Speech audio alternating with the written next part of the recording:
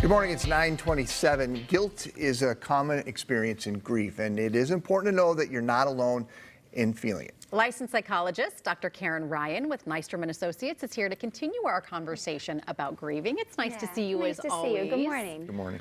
Let's talk about guilt and grief, because it seems like they kind of go hand in hand. So many times when you're grieving, you're thinking about guilt, whether it was something that didn't happen, something you wish would have happened, something that did happen that you wish would have gone wrong. Yes. These feelings come in, and why do you think that is? Yeah. We go into these coulda, woulda, shouldas because we want the world to feel like we have some control. We want it to feel like things are predictable. If and a then. And there's, I would say, nothing more helpless than having a loved one pass away, whether that's unexpectedly or planned, and feeling like you want to have some control over that. So we naturally go into this mindset of if only, and we go to all those things of if only, and I could have done this, and I should have done that. And so that can really foster then a sense of guilt. And so it helps kind of manage our anxiety about the world being unpredictable, but then it gives us this heavy burden of guilt on top of it. I like this. Just because you feel guilty doesn't mean you are guilty.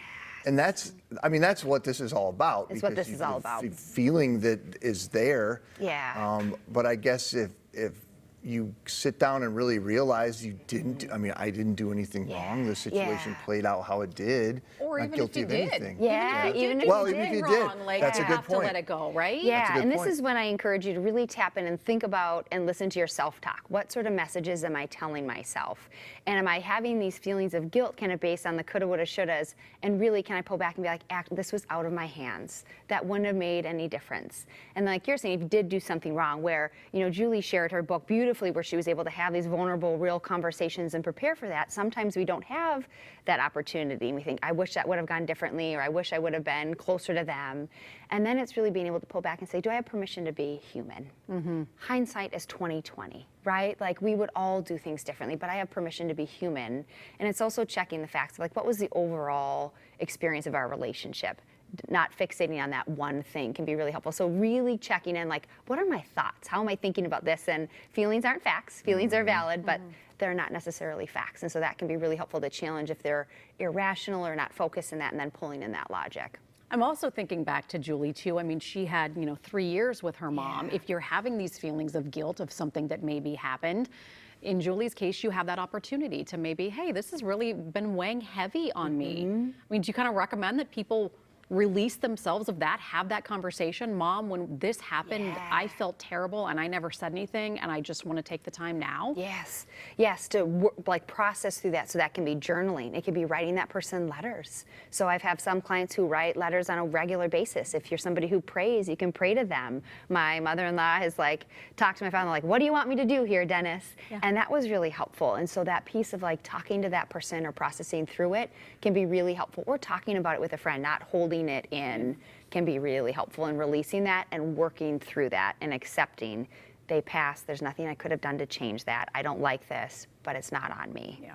Well, one of the hardest parts when you go through something like this is knowing when you can start doing normals. Yeah. I just didn't have a death in the family stuff. Yeah.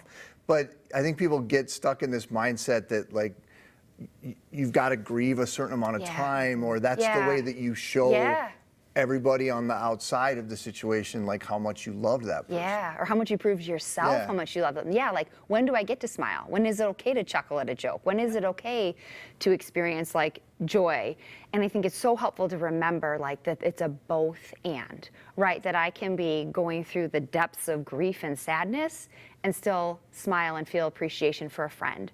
That I can feel so sad and not want to get out of bed and love and get this snuggle from a child and feel such hope and joy. And so it's being able to hold both and, not one or the other. And then really being able to say, that's not an indication of how much I love this person, right? That if I have some joy or if I start to have that back. But I think it's really being able to know that you can be both is really important. But a lot of people, you're not alone if you all of a sudden feel guilty because you smiled in that picture, or you got excited for a trip, or all of a sudden you find yourself thinking, how can I be excited? I should be. Yeah. That's those language that we want to watch for and be that's not fair. And as you talked about earlier, my loved one would want me to be able to have some joy and find that. Everyone's grief is experienced differently. Yes. I think about, too, a lot of times when you're experiencing grief, I found this when, like, my grandmother passed, and then my husband's going on with his life because she didn't have the relationship with him that I had. And I'm devastated, but he's moving on with things. And I'm like, wait a minute, your life should come to a halt too, right? That's not fair to ask of people, but your mind isn't always thinking logically, right? Your mind isn't always doing what it should be doing. Yeah, and we have different experiences and different needs and different ways of navigating that. And so being really thoughtful that we're not comparing ourselves to others or feeling guilty if we're grieving too much or too little. And that piece in which you highlight there of sometimes it feels like when we've gone through a loss, like the world shouldn't go on.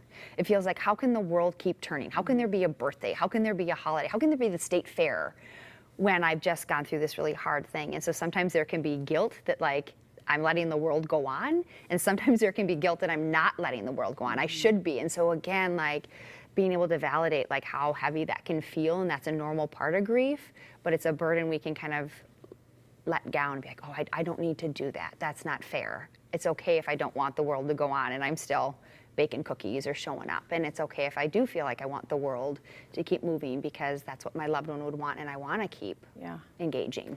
Well, I would say this is the situation when you go through a loss like any kind of death.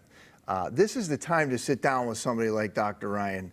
You're not going to, I mean, I'm just being honest. Yeah. You can't just work it out in a 5-minute conversation. I mean, this is something that I know there's benefit of talking to somebody like you because there's a lot to work through. Absolutely, absolutely. And I think the hardest thing can be when you're in a family system or loved ones and you've gone through that loss. It's so helpful to have that outside person to just be there for you and help you process grief in your own way. So you're not ever worried about what that other person's thinking or feeling or guilt about talking about grief. And so, yeah, thank you so much. It is so helpful to be able to process through it with somebody like a therapist. Dr. Ryan, thank you. Yeah, my pleasure. Always great to have you on. Good to see you. Nystrom & Associates provides care in the fields of psychiatry, psychology, family therapy, and more. If you are struggling with stress or anxiety or depression, addiction, make sure you reach out to them. More Minnesota Live for you after this.